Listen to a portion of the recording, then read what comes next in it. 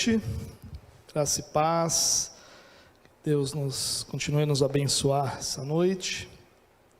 Eu me sinto bastante privilegiado, de estar aqui essa noite, apesar de vivermos um momento diferente, um momento onde nós estamos usando esses meios digitais para a nossa comunicação, mas são apenas os meios que são diferentes, Nosso louvor ao Senhor é o mesmo, nossa alegria em cultuar ao Senhor é a mesma, e é isso que nós estamos fazendo essa noite.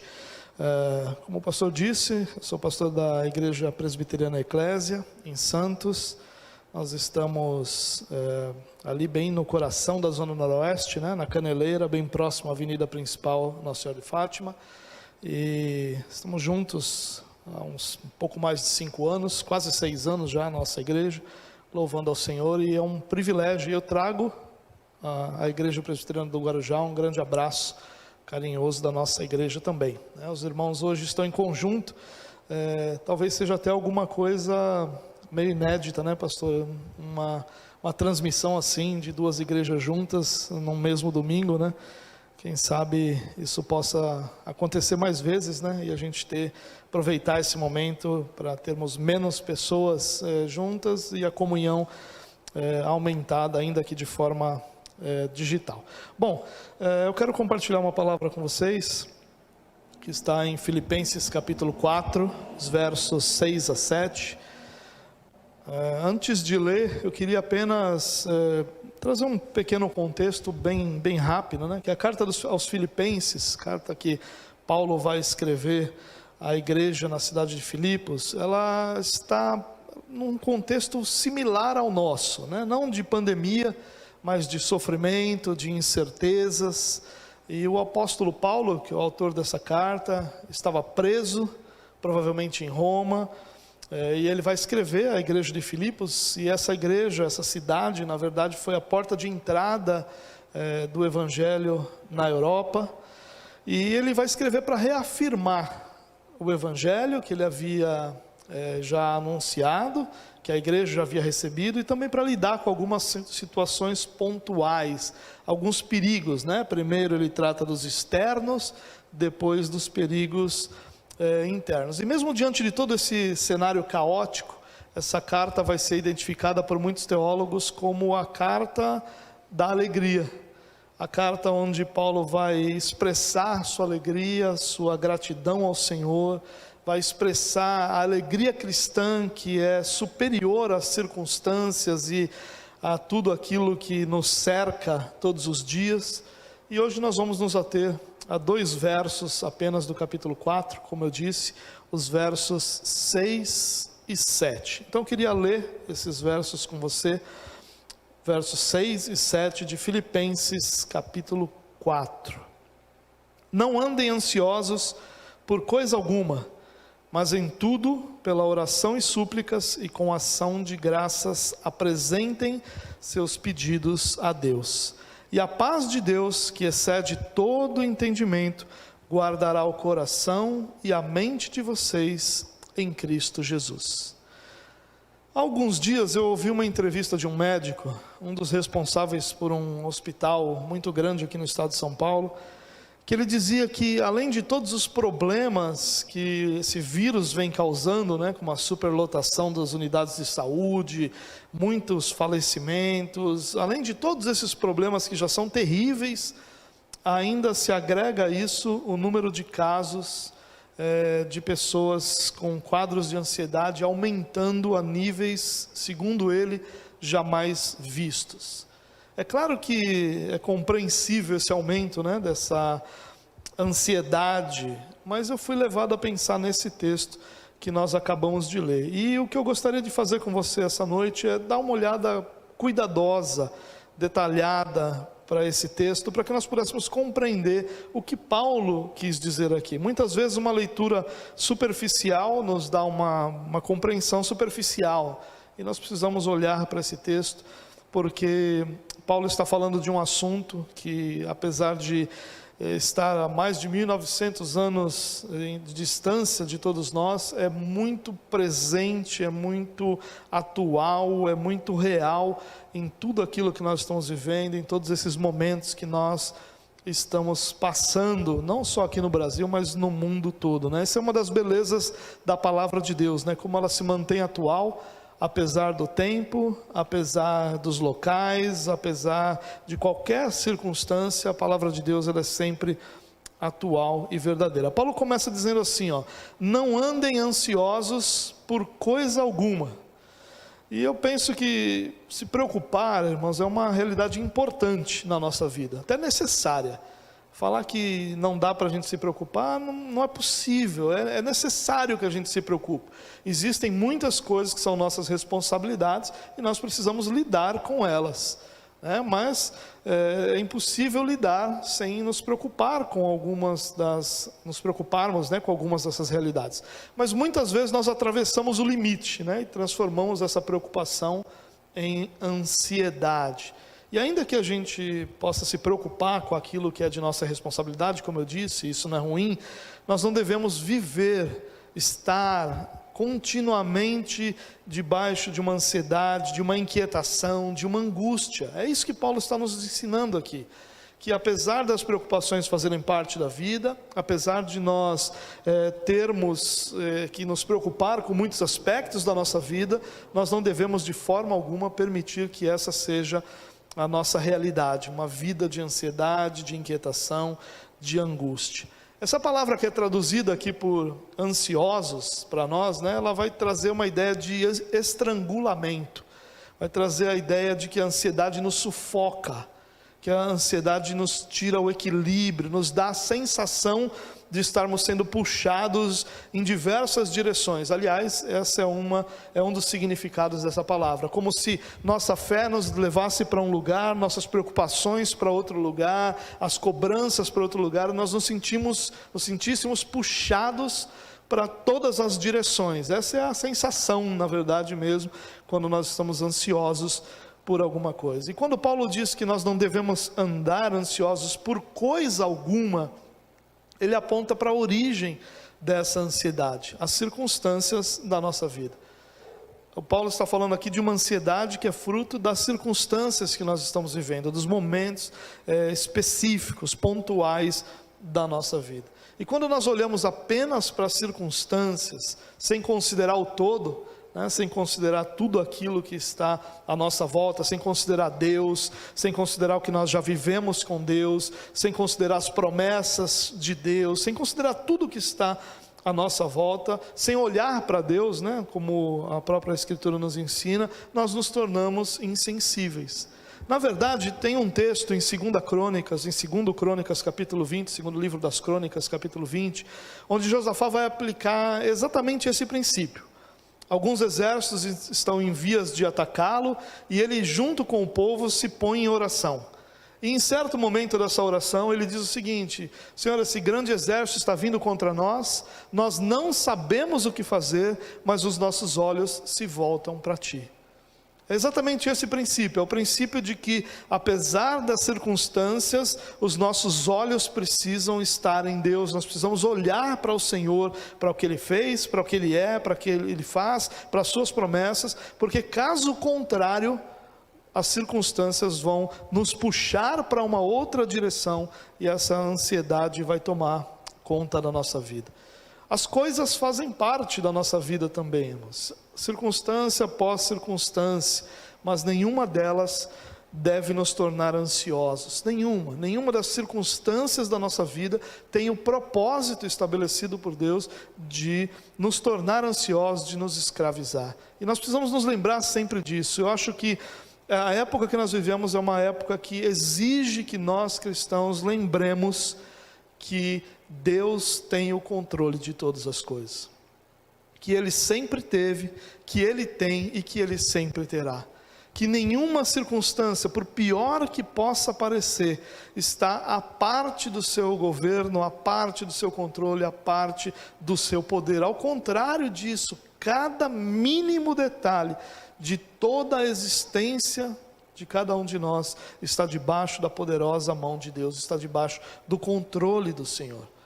E Paulo continua então apresentando o seu ensino, e agora ele fala sobre esse antídoto para a ansiedade. Ele não apenas nos dá a ordem de nós não andarmos ansiosos, mas ele também apresenta a maneira de nós obedecermos a essa direção, a essa ordem. Quando ele diz assim: mas em tudo, pela oração e súplicas e com ação de graças, apresentem seus pedidos a Deus. Esse é o antídoto para a ansiedade segundo Paulo. E Paulo vai dizer aqui como nós alcançamos essa vida livre dessa ansiedade, fruto das circunstâncias que nos puxa para diversos lados. Mas antes eu queria fazer um parênteses aqui. Paulo primeiro ele diz que a gente não deve andar ansioso por coisa alguma. Em tudo nós devemos apresentar nossos pedidos a Deus. Paulo repetidamente fala sobre essa questão de tudo, né? E eu penso que isso é relevante, que não está à toa no texto. Paulo diz, primeiro, que nós não devemos andar ansiosos por coisa alguma, é uma forma de falar do tudo. E em tudo apresentem seus pedidos, é uma outra forma. E a nossa tendência, irmãos, é dividir a nossa vida entre coisas maiores e menores, né? Entre aquilo que deve frequentar as nossas orações e entre aquilo que é pequeno demais para a gente colocar diante de Deus. Eu penso que Paulo aqui está nos alertando para que nós não façamos isso. Para que a gente tenha a convicção de que nada em nossa vida é pequeno demais para estar fora das nossas orações. Nada é pequeno demais para estar fora da presença de Deus. Até porque não pode estar. Seria uma tolice nossa achar que algum aspecto da nossa vida está fora da presença, do controle e do governo de Deus. Mas a nossa tendência é imaginar que coisas menores talvez não deveriam frequentar ali a nossa oração, como se só as coisas mais importantes devessem ser levadas a Deus. Mas Paulo dá a ideia de tudo. E é exatamente sobre esse tipo de ansiedade que Paulo está falando, sobre aquela ansiedade que é fruto do tudo. Tudo que acontece na nossa vida, de toda a pressão que recebemos, todas as responsabilidades que temos, todas as demandas que estão sobre nós, esse tudo que Paulo fala deve estar diante de Deus. E quando Paulo fala sobre tudo, nós devemos entender o tudo realmente. Não há nenhum aspecto que a gente precise colocar diante de Deus. Nada que nós sentimos é irrelevante a ponto de nós não apresentarmos a Deus. Nada que nenhuma das nossas necessidades é pequena demais para estar diante de Deus. Assim como as menores coisas em nossa vida podem nos deixar ansiosos, essas mesmas coisas pequenas devem estar diante de Deus, devem ser colocadas diante de Deus. Esse era o parênteses que eu queria fazer aqui dentro desse texto. Mas Paulo continua, e no que ele diz, olha, mas em tudo apresentem, e aí ele vai falar através da oração e súplicas com ação de graças, os seus pedidos a Deus. Então ele vai dizer, apresentem seus pedidos a Deus. Apresentem suas necessidades, suas petições ao Senhor. E a receita, o ensino de Paulo é muito simples. Ele está dizendo, olha, aquilo que te incomoda, se alguma coisa te incomoda, se alguma coisa te pressiona, se alguma coisa está trazendo sobre a sua vida algum tipo de incômodo, coloque ele diante de Deus. Apresente ele como um pedido diante de Deus. E parece simples demais, né? Nós gostamos das coisas mais complexas, das explicações que são mais complexas, de que sempre há alguma coisa mais por trás daquilo. A gente não tem muito prazer nessa simplicidade do Evangelho. E o que Paulo está dizendo, ainda que não seja fácil, é simples. Ele está dizendo, olha, se tem alguma coisa que te incomoda, que está te pressionando, que está trazendo sobre você essa ansiedade, coloque ela diante de Deus. Apresente esse pedido a Deus. A oração, ele é um remédio para a ansiedade. Aliás, esse foi o tema de um sermão do Spurgeon, há mais de 100 anos, onde ele já tinha preocupação sobre esse tema. É interessante que a gente falou de 100 e poucos anos, né? Parece que é mais nova ainda a ansiedade, mas Lutero, ele dizia o seguinte, que quando ele estava cheio de preocupações, ele costumava invejar os pássaros, com o cuidado que Deus tinha sobre eles. Eles pareciam tão livres, tão felizes, tão sem preocupações. E realmente, um pássaro, quando você olha, né? Mas o que a gente faz? Às vezes a gente imagina que os pássaros estão mais bem cuidados numa gaiola com ração e com água que nós colocamos, ao invés de livres e felizes, ao invés de debaixo do cuidado de Deus. E assim, de forma até inconsciente, né, nós nos prendemos a algumas gaiolas, isso que Lutero dizia, né, gaiolas da confiança carnal, a gaiola dessa ilusão de controle que normalmente nós temos, e a gente acaba alimentando toda essa preocupação por circunstâncias mortais. E quando Lutero dizia isso, ele já estava preocupado exatamente com essa ansiedade, fruto da pressão que a própria vida faz sobre nós. Depender dessa graciosa providência divina é como a gente se livrar dessa gaiola. É como bater as asas até o céu da confiança, né? Como diz um dos teólogos. E é algo interessante para a gente pensar, irmãos, porque quando nós falamos sobre apresentar os nossos pedidos a Deus, nós não estamos falando sobre algum ritual a ser realizado, nós não estamos falando sobre uma obrigação religiosa, nós estamos falando sobre algo muito superior a isso. Nós estamos falando sobre alguém que nós temos em quem buscar refúgio, alguém em quem nós podemos buscar descanso para a nossa alma, alguém em quem nós podemos buscar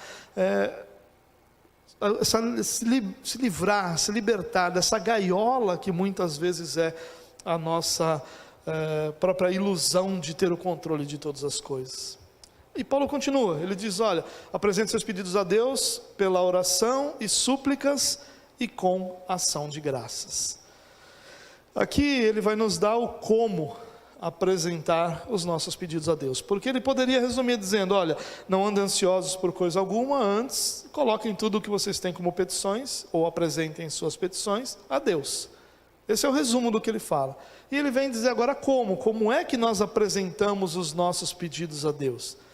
E ele vai dizer, pela oração e súplicas e com ação de graças. E essa palavra traduzida aqui por oração é a palavra mais comum das Escrituras, falando sobre isso. Ele vai dar uma ideia de, em reverência e adoração, nós pedirmos a Deus pelo seu favor.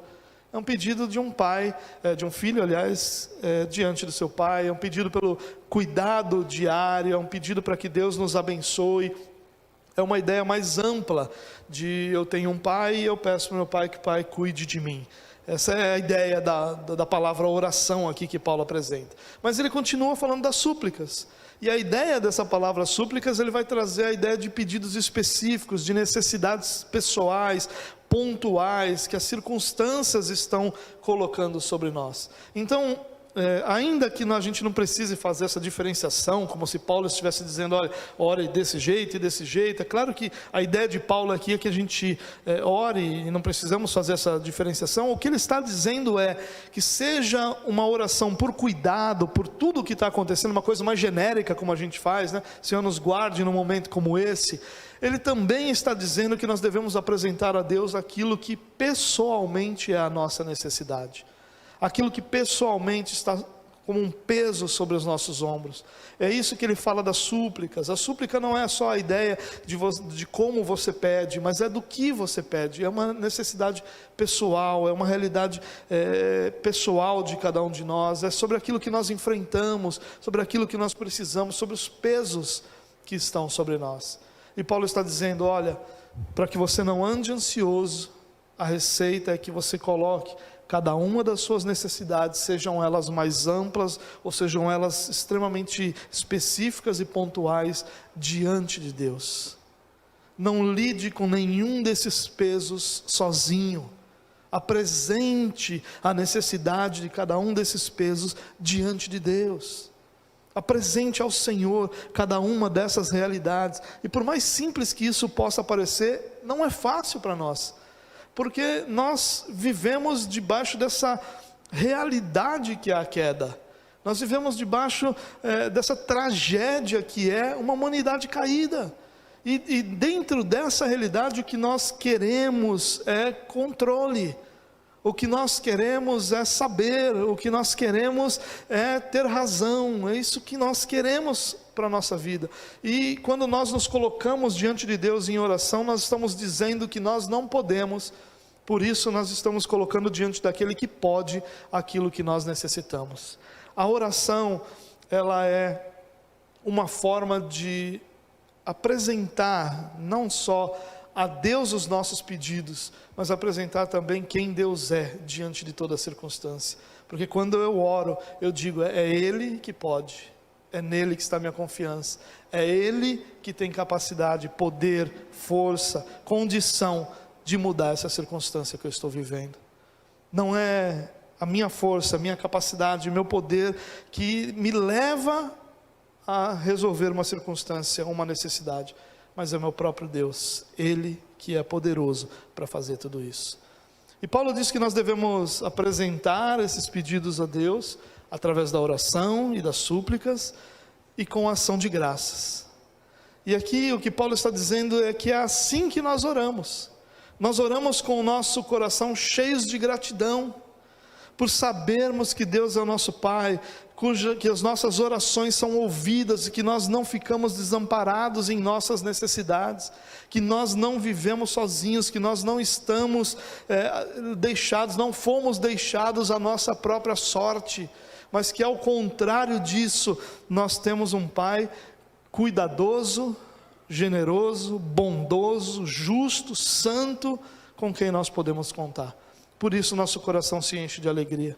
A nossa oração, irmãos, não deve ser outra coisa senão o privilégio de buscar aquele que governa sobre todas as coisas em favor das nossas necessidades.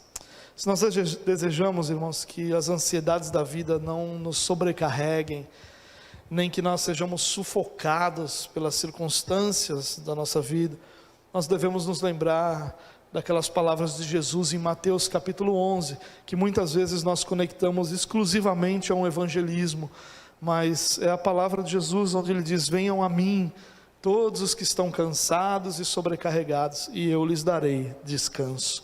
Tomem sobre vocês o meu jugo e aprendam de mim, que sou manso e humilde de coração, e vocês encontrarão descanso para as vossas almas, pois o meu jugo é suave e o meu fardo é leve.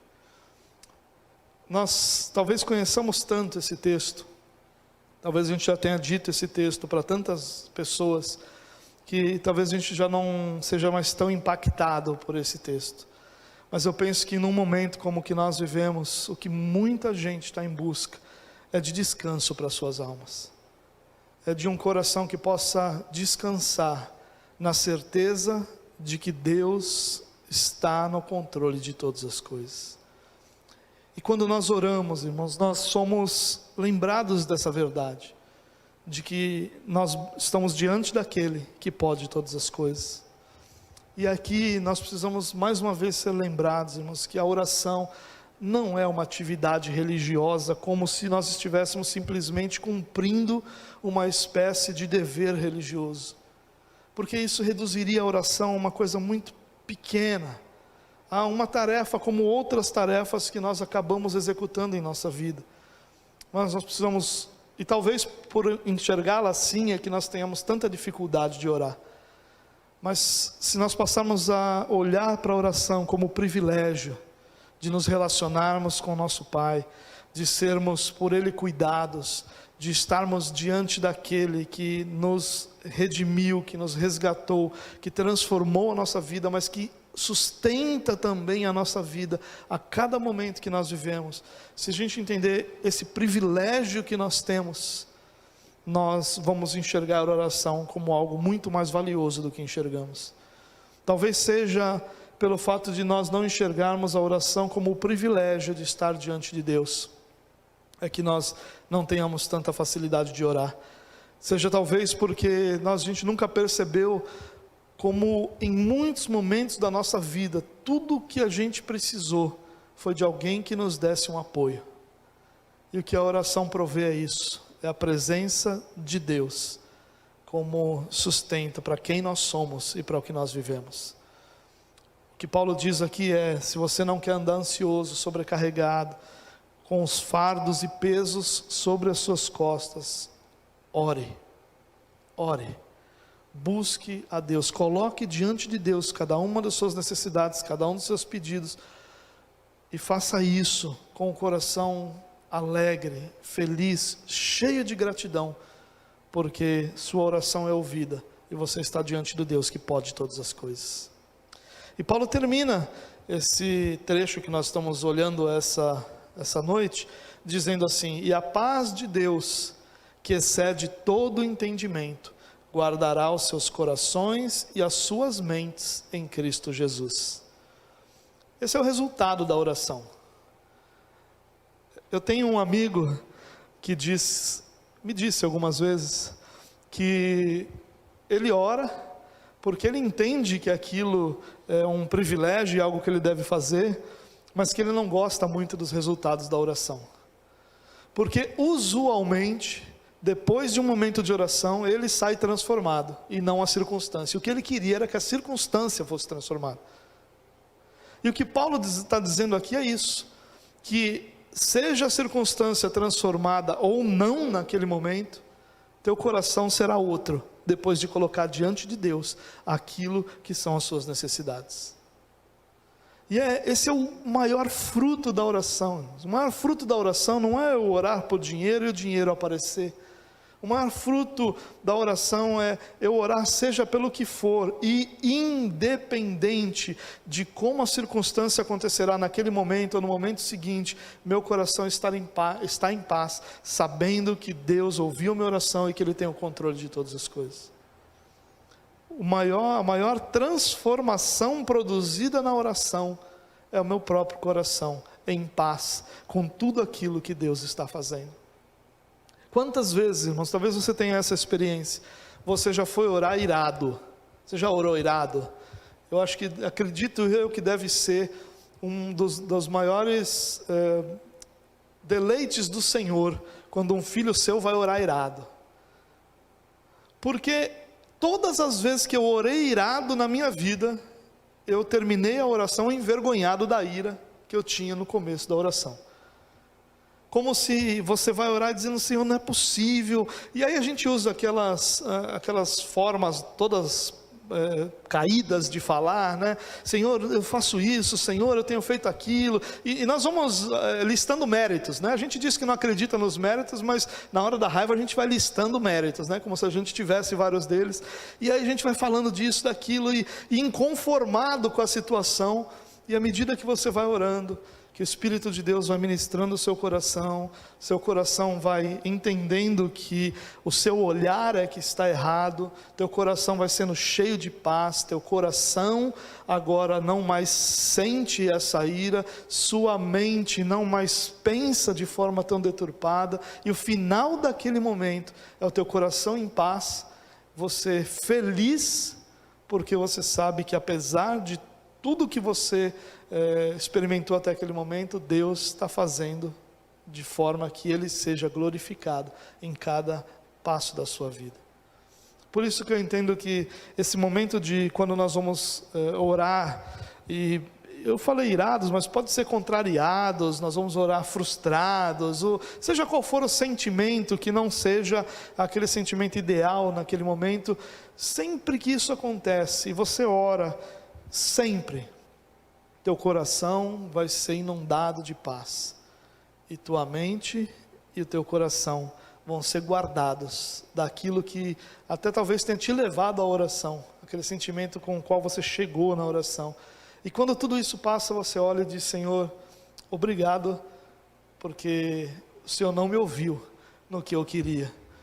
Obrigado porque mesmo sem eu ver a circunstância mudando como eu queria, o Senhor tem o controle de tudo, e meu coração agora está em paz, sabendo que seja qual for o resultado, seja como essa circunstância se desenvolver, o Senhor fará isso com amor e para a glória do teu nome.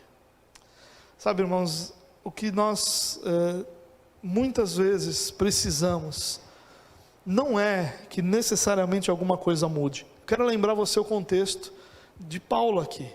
Paulo está preso.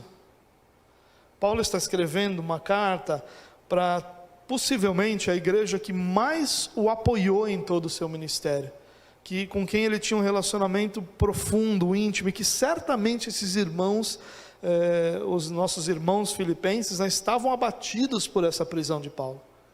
As circunstâncias são todas contrárias aqui. Paulo está falando de perigos externos, né? Ele está falando de pessoas que viriam à igreja, que trariam à igreja um conteúdo que seria ruim.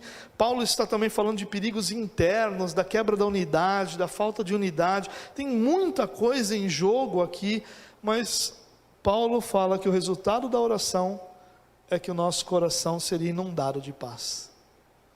Diz, olha, se você colocar através da oração e súplicas os seus pedidos a Deus, com ação de graças, a paz de Deus que excede todo entendimento vai guardar o seu coração e a sua mente. E é claro, nós não estamos aqui dizendo que as circunstâncias não mudam, elas mudam sim. Deus muda as circunstâncias. Se nós não crescemos nisso, nós não teríamos um momento como tivemos de intercessão, nós não estaremos orando pelos pedidos. É claro que nós cremos que Deus transforma as circunstâncias, mas um momento de oração transforma, antes da circunstância, o nosso coração. Nosso coração está em paz, e é o que nós precisamos nesse momento. Saber que em meio a toda essa dor, em meio a toda essa luta, em meio a toda a incerteza de um futuro, porque tem muito mais coisas envolvidas no momento em que nós estamos passando, né? Existem questões físicas da doença, existem sim, mas a gente tem outras cargas também sobre nós, e independente de tudo isso, o que nós precisamos é ter o coração em paz, porque se o nosso coração estiver em paz, nós teremos nossa mente e nosso próprio coração guardado de deixar de perceber como Deus está governando tudo e levando tudo para onde Ele quer, para cumprir cada um dos seus propósitos.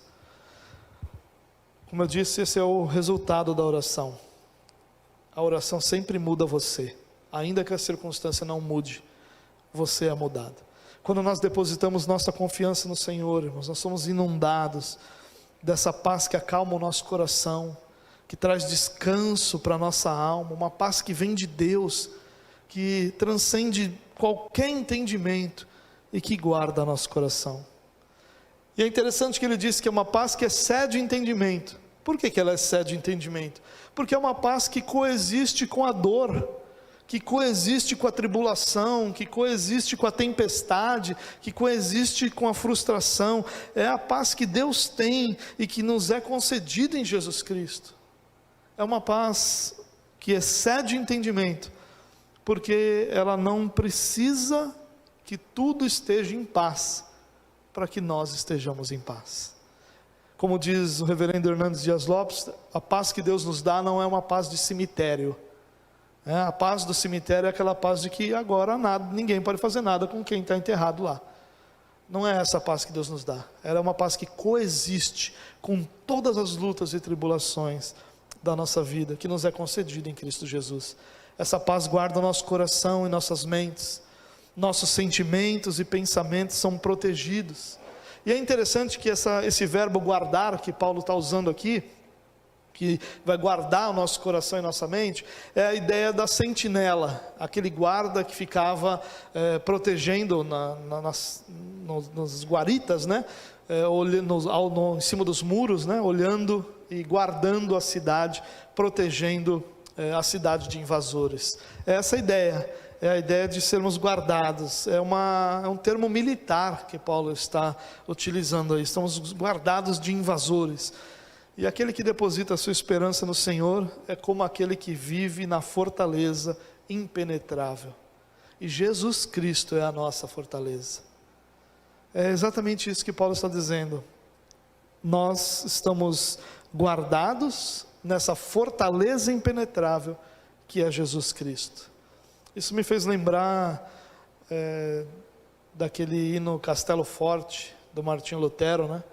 A história desse hino é muito bela, né? Porque o que Martinho Lutero está cantando ali, na verdade é que, ainda que ele estivesse, quando escreveu esse hino, protegido pelo príncipe numa fortaleza, não era aquilo que realmente era a verdadeira proteção dele. A verdadeira proteção de Martinho Lutero nessa canção é o próprio Deus. Por isso que ele vai cantar: Castelo Forte é o nosso Deus. E é exatamente isso, irmãos, que nós precisamos experimentar e experimentaremos a cada momento em que nós buscarmos a Deus e colocarmos nele a nossa confiança em oração. Talvez você esteja vivendo cheio de preocupações, cercado de temores, até mesmo tenha sido alcançado pela dor da perda de alguém querido, por essa tragédia que é perdermos alguém querido. Ainda assim, o caminho para a paz é Jesus Cristo.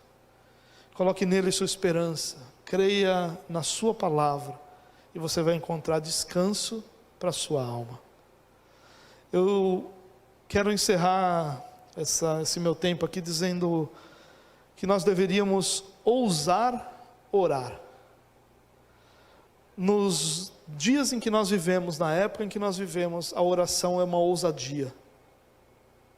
Porque o senso comum é que nós devemos confiar em nós mesmos, em nossa capacidade e enfrentar cada uma das batalhas. Confiar naquela força interior que existe em nós. Por isso, orar é um ato de rebeldia em nossa geração. Orar é um ato de ousadia, porque nós ousamos desconfiar da nossa força. Mais do que isso, nós ousamos não confiar em nossa força. Ousamos reconhecer que nós não temos, como fez Josafá e o povo de Deus, nós não temos força contra esse grande exército e não sabemos o que fazer. Orar é dizer ao Senhor: os meus olhos estão postos em Ti. A direção que do Senhor eu receber é a direção que eu terei para a minha vida. E o resultado dessa oração é que o nosso coração está em paz. Nós confiamos naquele que transformou nossa morte em vida. Nós confiamos naquele que nos tirou do atoleiro de lama e firmou os nossos pés sobre a rocha. Nós confiamos naquele que nunca, em nenhum momento da história, deixou aqueles que nele confiam desamparados. Nós confiamos naquele que, pela força da sua palavra, criou todas as coisas, e pela sua forte mão sustenta todas as coisas, e as dirige, para que ao final da história nós possamos experimentar o seu propósito, concluído, vivenciado por cada um dos seus filhos. Nós não estamos diante de ninguém que possa falhar, irmãos. Nós estamos diante daquele que nunca, em nenhum momento e nenhuma circunstância, perdeu o controle de coisa alguma diante de nós. Deus tem o controle de todas as coisas. Por isso que Paulo diz: não ande ansioso, mas coloque suas necessidades diante de Deus. E quando você fizer isso, o próprio Deus vai conceder a você uma paz que as pessoas ao seu redor talvez nunca compreendam, porque ela vai coexistir com tudo aquilo que eram as batalhas até então. Mas a partir dali, teu coração e sua mente estarão guardados em Cristo Jesus, o nosso Senhor. Essa é a nossa esperança, essa é a nossa confiança, e essa, eu creio, ser a palavra de Deus para nós, para um momento de tribulação como esse. Eu queria orar com você, queria clamar ao Senhor junto com você, para que o Senhor tivesse misericórdia de cada um de nós e nos desse graça para que nós encontrássemos essa paz. Pai, nós te louvamos pelo privilégio que é termos diante de nós a tua palavra. Num mundo onde as pessoas estão confusas, perplexas, sem direção, sem rumo, nós somos direcionados pela tua voz diante de nós, por tua palavra diante de nós. Isso é um privilégio, Deus, que nós recebemos do Senhor.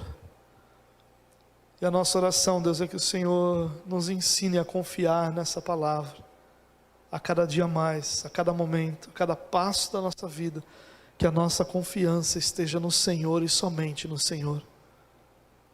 Nós te louvamos por Jesus Cristo, o nosso castelo forte, a nossa fortaleza em quem nós estamos protegidos. Nós louvamos ao Senhor pela paz que recebemos todas as vezes que depositamos a nossa confiança, que nos voltamos ao Senhor e que colocamos diante do Senhor as nossas necessidades. Te louvamos por todas as circunstâncias que foram transformadas em nossa vida, mas te louvamos também por todas as vezes que as circunstâncias não foram transformadas, mas a tua paz esteve conosco. Louvamos ao Senhor, Deus, pelo privilégio que temos de ter um momento como esse nessa noite. Um momento onde nós podemos nos voltar ao Senhor, e ainda que distantes em termos físicos, Deus, unidos num só espírito, numa só fé, na confiança de que juntos buscamos ao Senhor e cultuamos ao Senhor. Muito obrigado, Deus, por tudo aquilo que o Senhor tem feito em nossa vida.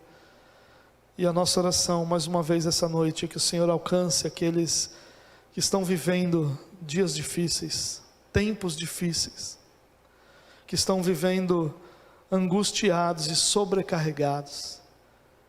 Que cada uma dessas pessoas possa ter no Senhor o descanso para suas almas. Pai, que deixem de ser sobrecarregados, que deixem de andar cansados, mas que andem em paz, uma paz que vem do Senhor, aquele que tem o controle de todas as coisas. Te louvamos, Deus, por esse culto, por essa igreja, por cada um dos irmãos e irmãs que trabalham e serviram e têm servido. Que o Senhor use, Deus, a tecnologia que está diante de nós para louvor, para a glória do Teu nome. Nos abençoe, Deus, é a nossa oração, em nome de Jesus, Pai. Amém.